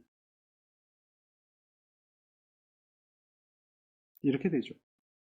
그러면 얘가 킬로그램 메타라고 이야기가 되는 식인데 뭐 9.5로 표현해도 돼요? 얘가 출력이죠. 맞습니까? 그러면 출력을 한번 계산해 보세요. 출력 P는 요게 이항되면 0.975분의 1이죠. 그래서 1.026이 나와요. 그리고 n하고 t입니다. 속도하고 토크의 곱이에요. 요게 출력이에요. 킬로와트 뭐 이렇게 표현한다면 여기서 n이 줄면 속도는 토크는 어떻게 돼요? 상승하죠. 반대로 토크가 줄면 속도는 상승하죠. 얘가 줄면 얘 이렇게 올라가죠. 이게 서로 반비례한다는 거예요. 그러니까 얘가 어떻게 되죠? 일정해진다라고 이야기할 수 있죠. 출력이 일정한 곳에 적합한 전동기가 된다라고 하는 거예요. 자, 이러한 전동기, 얘는 어디에 적합하냐라고 하면 전기 철도용, 지금은 전기 철도용 전동기는 이거 안 씁니다만은 전기 철도용 전동기, 고전적인 의미입니다. 적합합니다. 직류 전기 철도잖아요. 직류 전기 철도. 그러니까 전철이 직류니까 직류 전기 철도용 전동기로는 직류 직권 전동기가 적합하다. 출발할 때는 속도는 필요 없고 큰 토크가 필요하잖아요. 출발이 되어지면 이제 토크보다는 속도가 필요하고요. 또한 전동기는 정속도만 있는 게 아니라 변속도가 돼야 되죠. 0이었다가 빨랐다가. 이해됩니까? 0이었다가 빨랐다가. 속도는 0이었다가 필요한 속도가 나왔다가.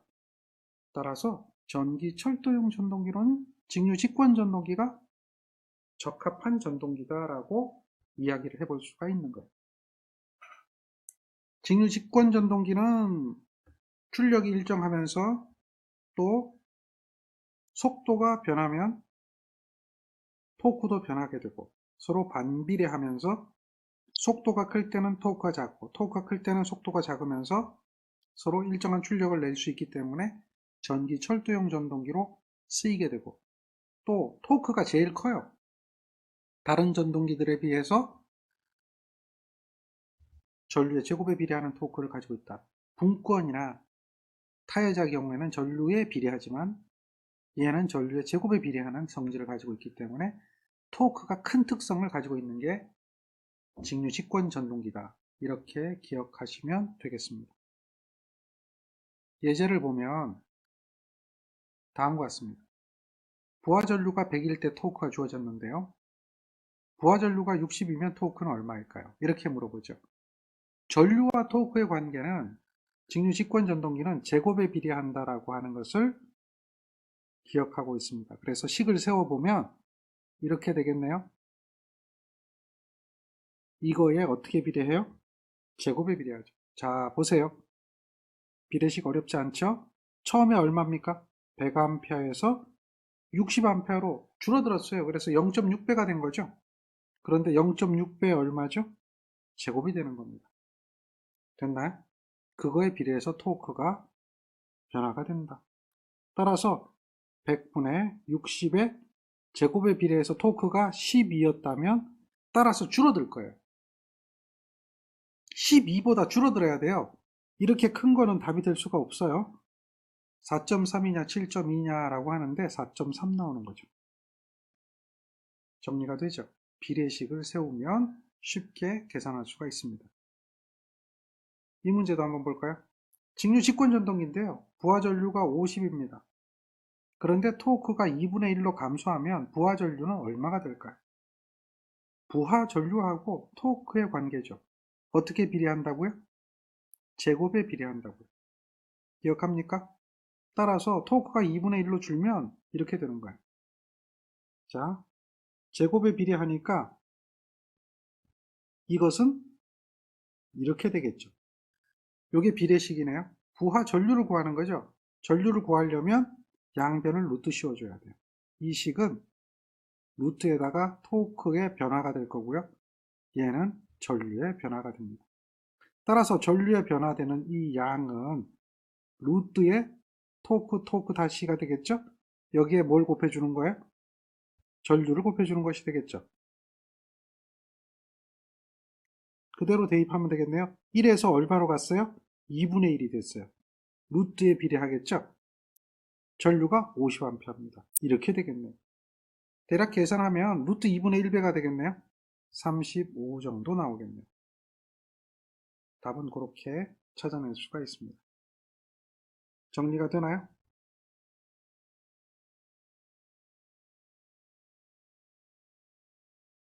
그 다음 이야기를 한번 해볼까요? 다음 이야기입니다. 얘는 토크 특성 곡선, 요거죠? 속도 특성 곡선이 있어요. 어떤 전동기인가요? 토크 특성 곡선이 있고 속도 특성 곡선이 있어요. 어떤 전동기인가요? 이거 딱 보면 직류, 직권 전동기다라고 하는 걸 알 수가 있죠. 그 다음 거 한번 볼까요? 직류 직권 전동기가 전차용에 사용되는 이유는 뭘까요? 이렇게 물었어요. 어떤 걸까요? 토크하고 속도가 서로 반비례되는 그러한 관계 때문에 그렇죠. 정리가 됩니까? 자, 그 다음 문제 한번 볼까요? 앞으로 한번 가봅시다. 요거는 이제 앞 페이지에 있는 문제예요. 부하 변화가 생겼어요. 그래서 부하가 변하면 심하게 속도가 변하는 전동기는 뭘까요? 변속도 전동기를 이야기하는 거죠. 직류 직권 전동기가 그러한 전동기다라고 할 수가 있어요. 그 다음 거 볼까요? 직류 직권 전동기에 벨트를 걸고 운전하면 안 되는 이유는 벨트가 벗겨지게 되면 무부하가 되는 거예요. 무부하. 그래서 위험하다. 즉 위험 상태라고 하는 경우가 있는데요. 위험한 상태. 위험한 상태. 어떤 상태가 위험한 상태일까요?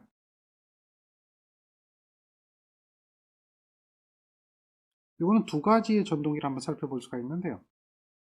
직권 전동기는 전격 전압이 가해지고 부하가 없을 때 이때가 위험한 상태가 되죠. 그런데 분권 전동기는 어떻게 될까요? 전격 전압이 가해지고 위험한 상태는 무부하가 아니라 무여자, 여자가 끊어지는 경우, 계자가 끊어지는 경우 무여자 상태. 이렇게 되면 위험해지죠. 그래서 무부하 상태, 무여자 상태. 분권과 직권에 대한 차이. 요것도 시험 문제 물어봐요. 위험 상태, 다음 중 위험한 상태는 이렇게 물어보는 경우가 더러 있기 때문에 이 부분도 따라서 정리를 해주시는 게 좋습니다. 정리가 되겠죠? 다시 계속해서 문제 풀어볼게요. 뒤로 갑니다. 자, 이 문제는 직권 전동기에서 토크와 회전수의 관계를 물어봐요. 토크와 회전수의 관계는 어떻게 될까요? 라고 묻습니다. 토크는 당연히 어떻게 되죠? 자속과 전기자 전류의 곱에 비례한다 라고 하는 거죠. 그런데 직권 전동기는 토크는 전기자 전류의 제곱에 비례한다 라고 얘기하죠. 요거는 알죠? 전기자 전류의 제곱에 비례한다. 부하 전류의 제곱에 비례한다. 계자 전류의 제곱에 비례한다. 이렇게 되죠. 그런데 회전수는 어떻게 될까요? 회전수에는 직권의 같은 경우에는 반비례하죠. EC잖아요, EC. EC인데 이 파이가 I잖아요. 파이가 I잖아요. 전기자 전류, 계자 전류 똑같은 거죠. 그러니까 이 전기자 전류에는 회전수는 어떻게 돼요? 반비례하는 거예요. 회전수는 반비례하는 거예요. 회전수는 전기자 전류에 반비례한다. 전기자 전류는 이 이야기는 뭡니까? 전기자 전류는 회전수에 어떻게 돼요? 반비례한다. 이렇게 얘기되는 거예요. 그래서 요거를 여기다 대입하는 거죠. 여기다 대입하면 토크 T는 어떻게 되죠? n에 반비례한다 그랬죠. 제곱이잖아요. 그러니까 결국 얘는 어떻게 돼요? n제곱분의 1이 되는 거죠. n제곱, 즉 회전수의 제곱에 반비례한다. 이렇게 이야기하는 거죠. 요거 경우를 잘 기억하세요. 요거. 그래서 그걸 여기다 대입하는 거예요. 그러면 토크는 회전수의 제곱에 반비례하는 걸 우린 직류 직권 전동기를 통해서 알 수가 있습니다. 그 다음 거 한번 볼까요? 직류 직권 전동기입니다. 직류 직권 전동기인데 회전수를 반으로 줄이면 토크는 어떻게 될까요? 회전수를 반으로 줄이면 토크는 어떻게 되느냐 이렇게 물어요. 그러면 토크는 회전수의 제곱에 반비례했거든요. 그렇죠? 그럼 2분의 1이 되면 어떻게 돼요? 반비례가 되니까 4배가 되겠죠? 제곱이니까. 이해되죠? 이 식으로 표현한다면 이렇게 하면 되잖아요. n-의 요거의 제곱분의 1 이렇게 하면 되잖아요. 그래서 요거를 이항하면요. 이 식은 어떻게 바뀌어요? 여기는 t만 남죠. 이렇게 곱해지는 형태가 되겠죠. 요게 이항되는 경우가 돼요. 그래서 여기다 2분의 1 넣는 거예요. 이렇게. 1에서 2분의 1로 갔잖아요. 요거의 제곱이 되잖아요. 반으로 줄였으니까 제곱에 반비례하죠. 분의 1의 t예요. 그러니까 얘는 계산해보면 이렇게 나온다는 거죠. 이거는 굳이 식으로 이야기 안 해도 바로 답을 찾아낼 수 있습니다. 바로 답을 찾아낼 수 있어요. 그 정도는 해볼 수가 있는 겁니다. 정리가 되겠죠?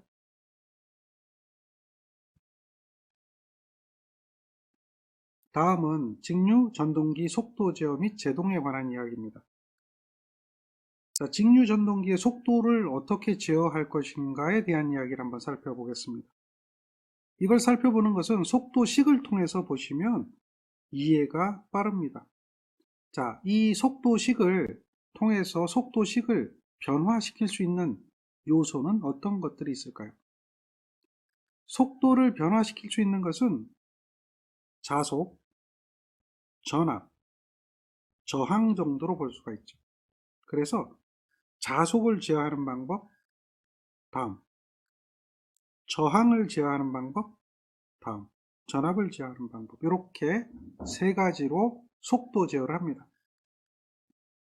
자속을 제어하는 방법을 우리는 계좌제어법이라고 하죠. 계좌제어법. 자속을 제어하게 되면 출력이 일정해집니다. 출력이 일정해집니다. 정출력 제어라고 그래요. 정출력 제어. 계좌제어법에서 정출력이 되어지는 이유를 보면 출력 P는 1.026NT가 되고요. 자속을 줄여서 속도 제어한다 라고 한다면 자속이 줄어들면 속도는 상승하고 자속이 줄어들면 토크는 감소하기 때문에 요것은 서로 반비례해서 일정해진다는 이야기죠. 따라서 출력이 일정한 제어, 계좌 제어는 무슨 제어예요? 정출력 제어다라고 이야기하는 거예요. 그 다음 저항제어법. 저항제어법은 저항을 쓰거든요. 다른 제어들에 비해서 저항값이 들어가게 되면 저항에 의해서 손실이 발생해요. 저항에 의해서 손실이 발생하면 효율이 좋을 리가 없죠.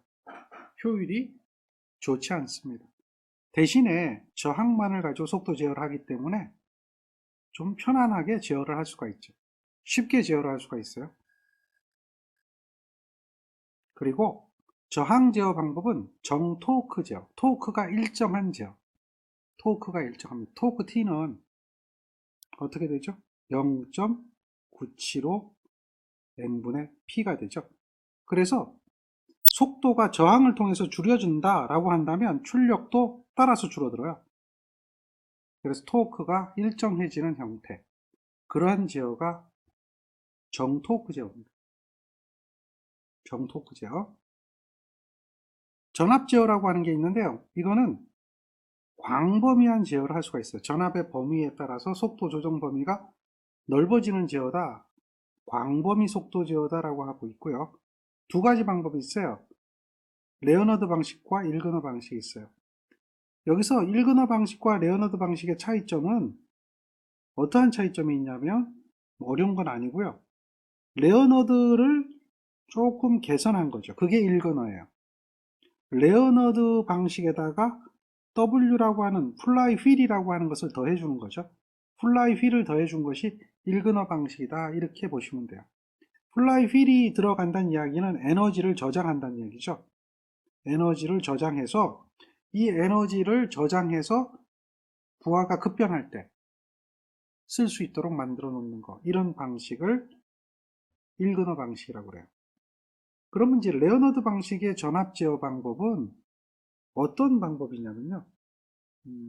이런 방법으로 보시면 돼요. 그림을 하나 그려볼게요. 레오너드 방식은 자 이렇게 됩니다. 요게 발전기에 요게 전동기에 이 전동기 직류 전동기를 속도 제어하기 위해서 직류 발전기를 쓰는 거예요. 뭐 이 직류 발전기가 아니어도 되는데 직류 발전기를 쓰는 거예요. 그래서 요 발전기에 만들어지는 전압을 전동기에 그대로 공급하면서 이 발전기에서 공급하는 이 전압으로 속도 제어하는 것이다. 이렇게 보시면 돼요. 요즘은 이 발전기를 안 써요. 뭘 쓰냐면 SCR, 반도체 쓰는 거죠. 이것을 적용하게 되는데 과거에는 이렇게 MG라고 하는 셋을 쓰게 돼 있어요. 여기서 이 발전기를 돌려서 이 전동기에 가한 전압을 제어를 해야 되기 때문에 여기에 뭐가 있냐면 인덕션 모터가 들어가요. 그리고 이렇게 축으로 연결이 되게 돼 있죠. 인덕션 모터는요, 삼상 전원이 들어가거든요. 그래서 이렇게 삼상 전원이 연결이 되고요. 그래서 여기서 회전하는 회전력에 따라서 전압을 제어하는 거죠. 물론 이제 얘는 직류 발전기이기 때문에 여기 DC 여자 회로가 있죠. 이렇게 하면 무슨 여자가 되는 거예요? 타여자.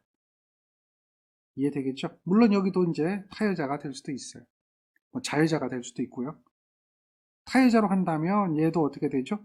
이렇게 여자 회로가 존재하겠죠. 회전 방향을 바꾼다라고 하면 타여자는 회전 방향 바꿀 수가 있겠죠. 그러면 여기 이제 극성을 반대로 해주면 되니까 여기에 뭐 스위치를 연결해서 회전 방향을 바꿔주면 돼요. SCR을 적용하지 않고 지금처럼 이렇게 MG 셋을 쓰기도 한다는 얘기죠. 모터, 제너레이터 셋을 쓰기도 합니다.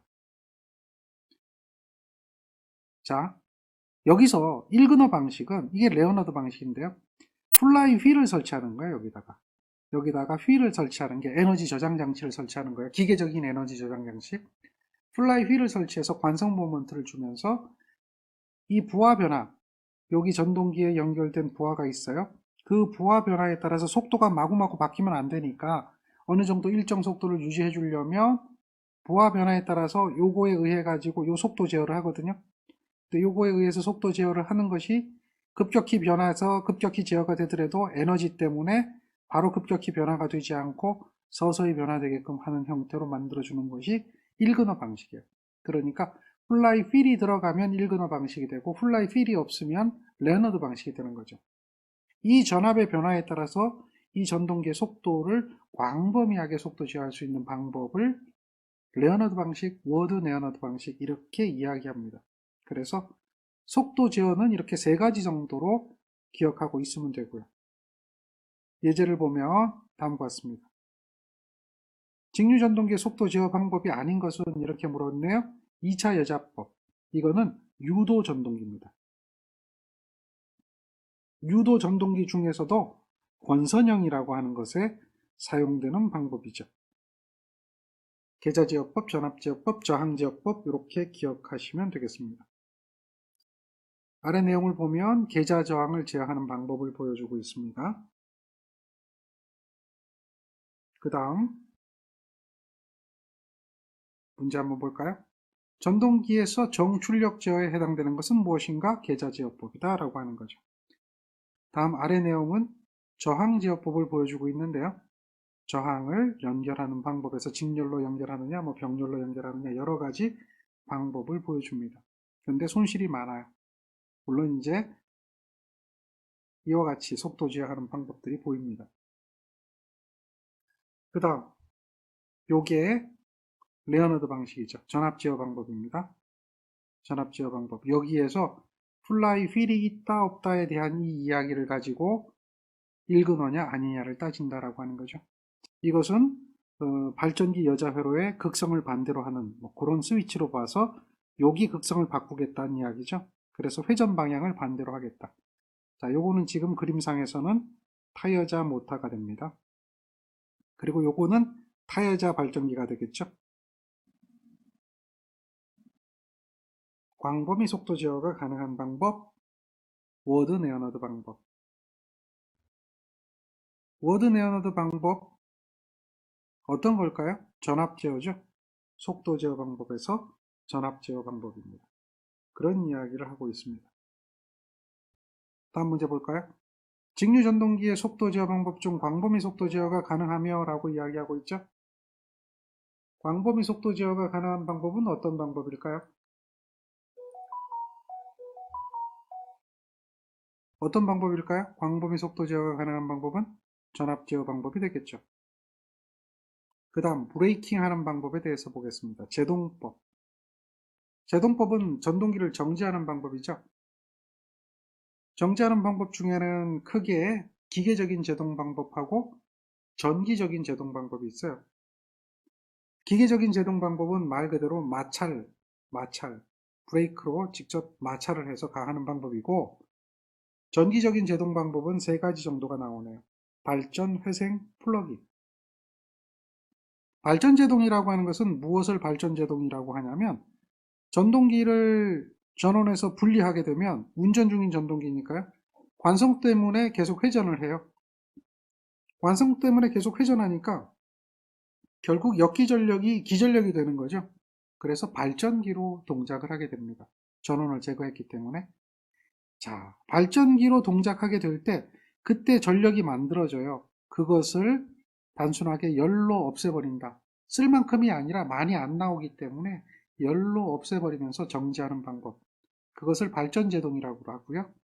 이거를 열로 없애는 게 아니라 전력이 크게 나오기 때문에 예를 들면 언덕을 내려가는 전기기관차. 이렇게 되면 직류 직권 전동기는 직류 직권 발전기가 되거든요. 언덕을 내려가니까 발전된 전력량이 많단 말이죠. 이때는 그 전력을 브레이킹 전원으로 쓰는 거예요. 그 전력을 브레이킹, 정지하는 전원으로 쓰는 겁니다. 되살리는 거죠. 회생하는 거죠. 이런 것을 회생제동이라고 그래요. 요즘은 이제 전기 자동차 같은 경우에는 회생제동을 해요. 전동기를 가속을 하는 악셀 페달을 밟아주면 열심히 달리잖아요. 근데 얘가 언덕을 올라갔다가 내려가게 되면은 전동기가 발전기로 작용을 하죠. 그것을 충전시키는 거죠. 충전. 회생제동을 하면서 발전기가 되어지면서 그 전력을 전기 자동차의 배터리에 충전하는 용도로 쓸 수 있도록 하면서 제동하는 거. 회생제동이 걸리면 속도도 쭉 줄어들어요. 자, 이러한 제동 방법, 회생제동. 그 다음 역전제동이라고 하는 게 있어요. 역전제동을 플러깅 제동이라고 하죠. 이거는 역전제동이라고 해요. 역전제동의 특징은 빨리 세울 때, 전동기를 급하게 세울 때, 거꾸로 돌리는 힘을 가해서 역방향의 토크를 가해서 급정지할 때 쓰는 방법을 역전제동이라고 하죠. 그런 세 가지적인 제동 방법이 있다. 이렇게 보시면 됩니다. 이렇게 세 가지의 제동 방법이 있다라고 하시고 정리를 해주시기 바랍니다.